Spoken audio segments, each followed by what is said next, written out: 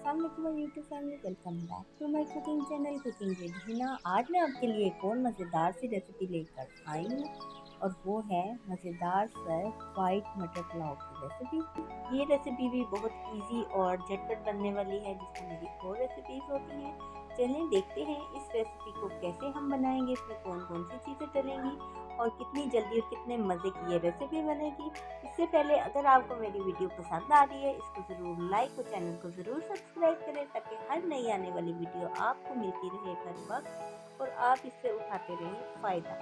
चलिए recipe start करते हैं और देखते हैं किस तरह वाइट मटर पुलाव बनेगा। चलिए रेसिपी स्टार्ट।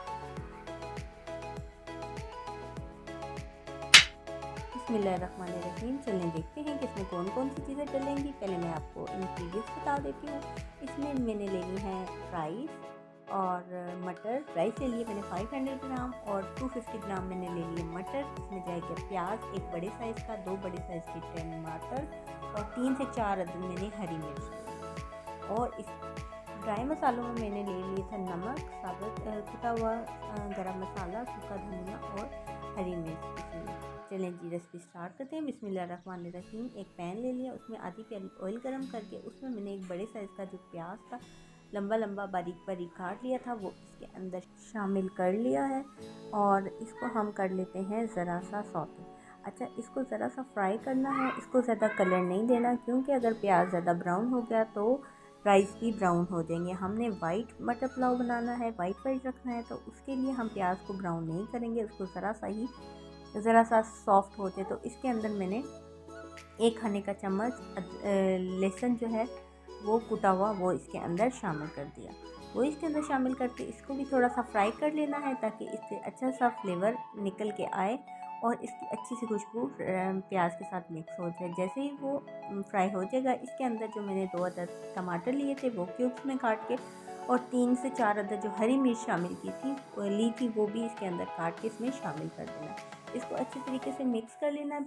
राइस में टमाटर और प्याज ज़रा खड़े खड़े अच्छे नहीं लगते हैं, तो इसको हम अच्छे तरीके से चम्मच से मिक्स कर लेंगे, ताकि ये अच्छा सा इसका मसाला भी तैयार हो जाए। इसके अंदर साथ ही मैंने ड्राई मसाले डाल दिए। ड्राई मसाले में मैं फिर आपको बता देती हूँ, नमक, पिसा हुआ गरम मसाला, सूखा धनिया कुटा हुआ और इसके अंदर मैंने हरी मिर्च डाली है कुटी हुई।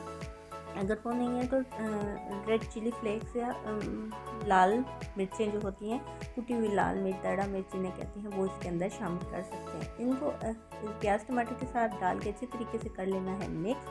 टमाटर को चम्मच से प्याज से और टमाटर को दोनों को अच्छे तरीके से चम्मच से पीस लें, मिक्स कर लें। अगर वो मिक्स नहीं हो रहा तो थोड़ा सा आधी प्याली के बराबर आप पानी इसके अंदर शामिल करके इसको अच्छे तरीके से इसका पेस्ट बनाने। मैंने भी थोड़ा सा पानी डाल के इसको अच्छे तरीके से कर लिया मिक्स। 1 से 2 मिनट गैप लगा के रखा और ये अच्छे तरीके से मसाला हो गया तैयार। अब इसमें 250 ग्राम जो मैंने मटर लिए थे वो इसके अंदर शामिल करके इसको थोड़ा सा भूना और अब इसके अंदर पानी डाल रहे हैं 100 ग्राम। तो इस डबल क्वांटिटी में हमने पानी लेना है। अगर आपके पास गिलास या कोई मेयरिंग कप या स्पून है तो उससे आप इस राइस का अंदाज़ा लगा लें। अगर 2 खाने के चम्मच या 2 कप के बराबर अगर आपके पास चावल हैं तो आप 4 गिलास आपने इसके अंदर जो या जिस कप से आपने चावल को मापा है उसी से पानी उसकी डबल क्वांटिटी में डालते हैं। तो मैंने 2 गिलास के बराबर चावल लिए हैं, तो इसके अंदर 4 गिलास के बराबर पानी शामिल कर देंगे।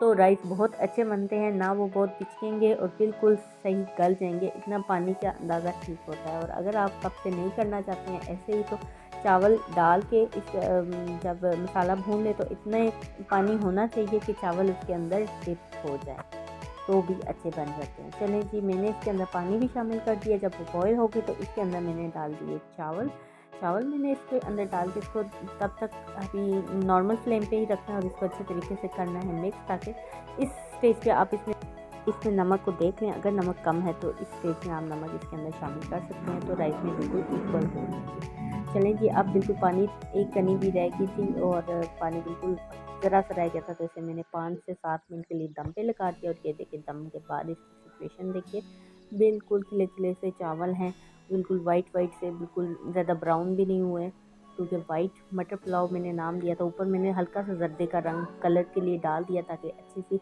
लुक उसकी बन जाए। तो जी ये मैं प्लेट में निकाल रही हूँ। मज़ेदार सा मटर पुलाव रेडी है। बहुत इजी सी रेसिपी है, कुछ एक्स्ट्रा मसाले नहीं हैं, बिल्कुल लाइट सा है। रमज़ान में तो वैसे ही ज़्यादा स्पाइसी चीज़ें अच्छी नहीं लगती हैं, तो ये बिल्कुल लाइट से मज़ेदार से राइस हो गए हैं रेडी।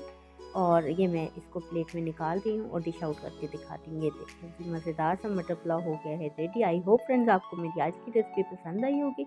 मिलते हैं नेक्स्ट वीडियो में, तब तक के लिए अल्लाह हाफ़िज़।